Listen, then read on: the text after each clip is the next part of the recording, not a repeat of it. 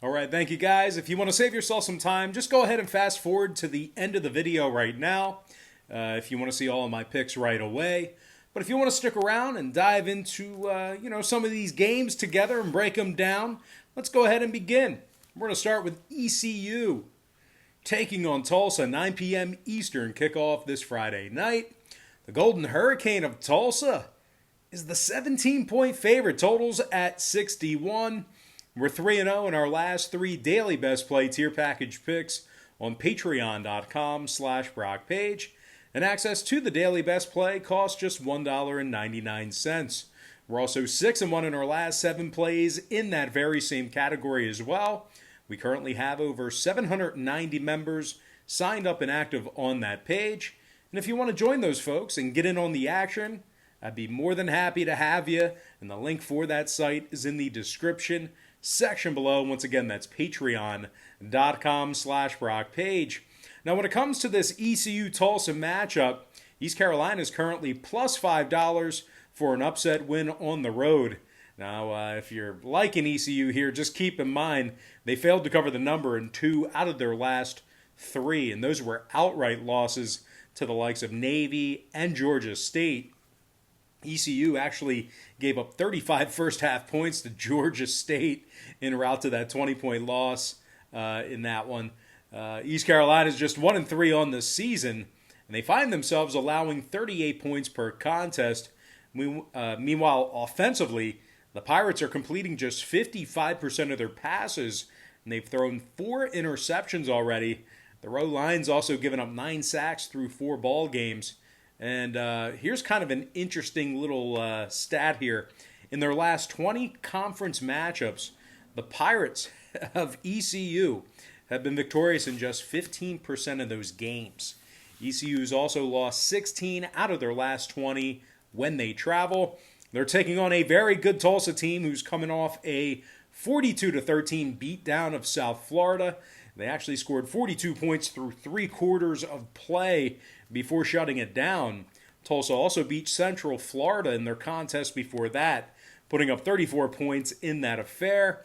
Running back Deneric Prince has 232 yards on the ground and averages 6.3 yards a carry. This Golden Hurricane offense is rushing for 168 yards a game through 3 outings. They're also a perfect 3-0 against the spread in those contests as well, with all those games played away from home. And this Tulsa defense has also proved to be very opportunistic. 9 takeaways already, along with 8 sacks of the quarterback. They're currently forcing 3 turnovers a game as well. Linebacker Zaven Collins has 2 interceptions already and 3 sacks. He's also got 22 total tackles, a forced fumble, and one of his interceptions was a 51-yard pick 6. Now, safety Kenderen Ray also has 22 tackles on the season and 2 PBUs. Tulsa's successfully covered the number in 4 out of their last 5 conference bouts. Now, total-wise, Tulsa's offense scored 76 points in their past 2 games collectively. Their most recent contest with USF got over the number as well. Meanwhile, East Carolina is currently 75% to the over through 4 games, 2-0 to the over when they travel. So with all that said and done, pretty big number here, especially with Tulsa, but I'm going to, do it. Give me the Tulsa Golden Hurricane, laying the 17 and the over 61 in that contest. And before we go ahead and move on, just want to take another quick timeout and welcome you to the video. Got some lines and personal leans out for AAC Conference Football, American Athletic Conference Football, and it's College Football Week 9 for the 2020 season. But before we dive into some more free content here on YouTube, just got to quickly remind you once again that we are currently 3-0 in our last 3 daily best plays on patreon.com/BrockPage. And once again, access to that content costs just $1.99. We're also 6-1 in our last 7 daily best plays on that site as well. We currently have over 790 members signed up and active on that site. And if you want to join them and get in on the action, link for that site is in the description section below. And once again, that's patreon.com/BrockPage. And moving on, we're going to take a look at Memphis taking on Cincinnati. Should be a good one. 12 p.m. Eastern kickoff this Saturday. Cincinnati's the 6-point favorite. Total's 55 and a hook. Now the Tigers of Memphis are plus $1.90 away from home. They also failed to cover the point spread in 3 out of their last 4 ball games. Those failures to cover came against the likes of Temple, SMU, and Arkansas State. So I'm not sure if this Tiger defense is going to be good enough to win this one. 33 points a game they're giving up this season. Now the Tigers have also failed to cover the number in 6 out of their last 7 ball games dating back to last season as well. They've failed to cover in 9 out of their last 11 meetings with Cincinnati. So, if you're into historical trends or if you're a little bit superstitious, those trends certainly are not favorable to Memphis backers. So anyway, the Bearcats on the other side of Cincinnati, they're coming fresh off a 42-13 victory over SMU. They held the Mustangs to just 3 points in the second half in that one. The Bearcats also put up 28 points in the second half of that ball game as well. Since he's currently 4-0 straight up on the season, 3-0 straight up on their home field. The Bearcats are gaining over 211 yards a game on the ground. They currently have players, a couple players that have 250 yards apiece on the ground. One of them is running back Jared Dokes, who's averaging 4 yards a carry and rushed it into the end zone 6 times already on the ground. And quarterback Desmond Ridder, he's averaging nearly 11 yards a carry, and he punched it in 3 times on the ground himself. He's also thrown 7 touchdown passes and has been sacked just 3 times. Now, the Bearcat rush offense has already scored 12 times on the ground through 4 contests, but it's not only just the offense that's been catapulting these guys into the top 10 rankings. And as a matter of fact, it's arguable that it's the defense who's really the cornerstone of this Bearcat program, since he's allowing just 12 points a game, and they've given up just 10 first quarter points collectively all year. So certainly fast starters really do a great job shutting down other teams early in games. Linebacker Jarrell White leads the team in tackles with 44 of them. He's also got a sack and a PBU on the season. Edge rusher Myjay Sanders also has 3.5 sacks and 14 total tackles. The Bearcat defense has a remarkable 8 interceptions already on the season, 3 by cornerback Ahmad Gardner, who also has 16 tackles on the season. Cincinnati's averaging nearly 3 sacks and 3 takeaways per contest. Now, total-wise, the Bearcats' last 3 straight all stayed under the posted number. Meanwhile, Memphis on the other side is 3-1 to the under in their last 4 contests themselves. So with all that in mind, give me the Cincinnati Bearcats -6 and the under 55.5 in that ball game. All right, next matchup, Temple, Tulane. 12 p.m. Eastern start time. Don't think we have that one on the board. Temple, Tulane. No, we don't. But anyway, Tulane is the 4-point favorite at home. Total's 58.5 points. The Owls of Temple are plus $1.50 on the money line. Now, the Owls are also averaging nearly 33 points a game, and they're throwing for 299 per contest. The Owls have thrown 9 touchdown passes through 3 ball games, and they have 2 receivers with over 200 yards already. Wideout Randall Jones has 24 catches for 247 and a touchdown, and wideout Jaden Blue also has 27 grabs for 215 and 5 big touchdowns for this Temple offense. And despite their struggles in certain spots, this Owl defense is averaging 2 takeaways a game. Edge rusher Arnold Ebekite has 2 forced fumbles, a fumble recovery, and a defensive touchdown. He also has 20 tackles and a sack. And linebacker William Quanko leads the team in tackles with 23. Now, Temple's won their last 4 head-to-head meetings with Tulane. They also successfully covered the point spread in 5 out of their last 7 conference games. Now, they're taking on a Tulane squad who's coming fresh off a loss to a struggling UCF team where they gave up 51 total points to the Knights. Just a complete break down defensively. And as a matter of fact, the Knights put up 37 first-half points to bury the Green Wave in that contest. Tulane's currently on a 3-game losing streak, and they gave up 46 points a game on average in those contests. Tulane's also just 2-4 straight up overall for the season, 0-2 straight up on their home field. Meanwhile, this Green Wave offense is throwing for just $1.64 per contest, and they've given up 17 total sacks on the year. Tulane's lost their last 7 straight conference games in the AAC. And when it comes to the total on this one, Tulane's last 5 straight ball games all got over the posted total. 2-0 to the over on their home field.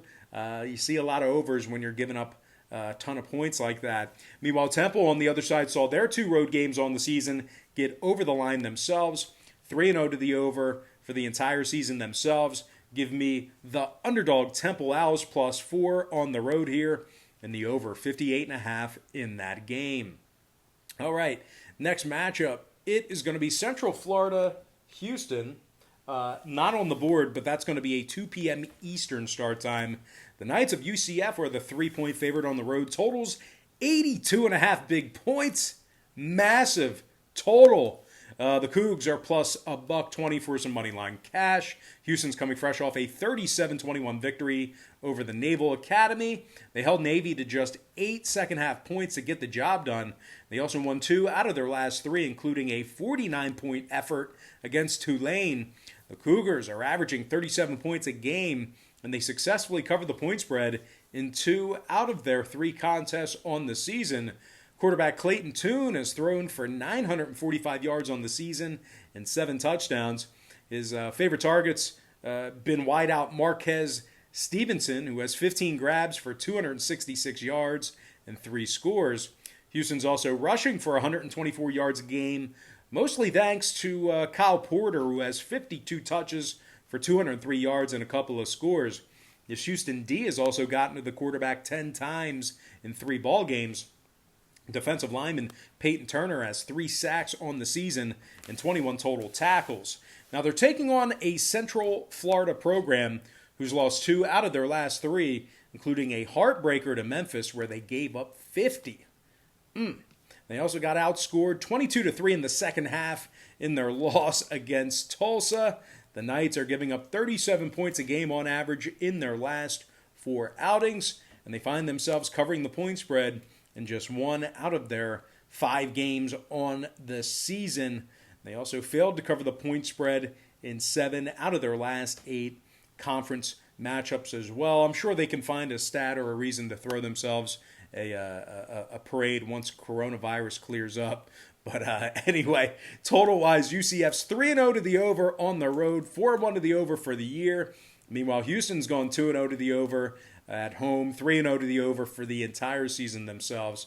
And, of course, that parade reference was a couple of years back. UCF went undefeated and crowned themselves the national champions. But, hey, it is what it is. Give me the underdog. Let's try that again. The underdog Houston Cougars +3 and the over 82.5 in that contest. And with that, we're going to dive into our next and final matchup for the show. It is going to be Navy SMU, and that is right there. Navy SMU. The Mustangs of SMU, 12.5-point favorite, total 58 and a hook. Navy's +350 on the money line. Navy's won 2 out of their last 3 ball games, including a 27-23 victory over East Carolina. The Midshipmen also took care of Temple by putting up 31 points in that contest as well. Navy's currently 2-0 straight up on the road, and they successfully covered the number in both of those contests. Navy's rushing for 224 yards per contest. Nelson Smith's carried it 66 times for 393 yards and 6 scores. Smith is also averaging a bruising 6 yards a carry. Jamel Carruthers has also touched it 82 times for 326 and a couple of scores as well. Navy's won 9 out of their last 10 against the AAC, 6-1 ATS in their last 7 against SMU. And speaking of the Mustangs, they failed to cover the point spread in their last 2 straight. One of those was an outright blowout loss to Cincy, by the final of 42-13. They weren't even competitive in that one. And as good as SMU's record looks, they garnered wins against the likes of Texas State, North Texas, and Stone Cold Stephen F. Austin. But wherever that is. But anyway, out of their 3 conference games this season, their 2 wins came by just 3 points each, respectively. They were just 3-point victories in both of those wins. So quality of opponent definitely in question. Now, total-wise, 4 out of the Mustangs' last 5 meetings with Navy did fly over the posted total. Meanwhile, the Midshipmen are 4-1 at the over for the entire season themselves. Give me the Underdog Naval Academy plus 12.5 and the over 58 and a hook in that game. And with that, we're going to dive into our quick pick recap brought to you by patreon.com/BrockPage. I like Tulsa minus 17 over 61. Cincinnati minus 6 under 55 and a hook. I like Temple plus 4 over 58 and a half. Houston plus 3 over 82 and a half. And last but certainly not least on the docket here, I'm going to go ahead and lean toward Navy plus 12 and a half in the over 58 and a hook in that contest. All right, guys, that's going to do it for me. Don't forget to check me out on Patreon. If you guys decide to get a package here today, just keep in mind we'll bill you the day you sign up and then the first of every month following that. But most importantly, guys, got to thank you for joining me right here on YouTube. Really hope you enjoyed all this great free content, all this great free information. And with that said, happy Thursday to you. Best of luck to you. And I look forward to seeing you later on today on my website at patreon.com/BrockPage.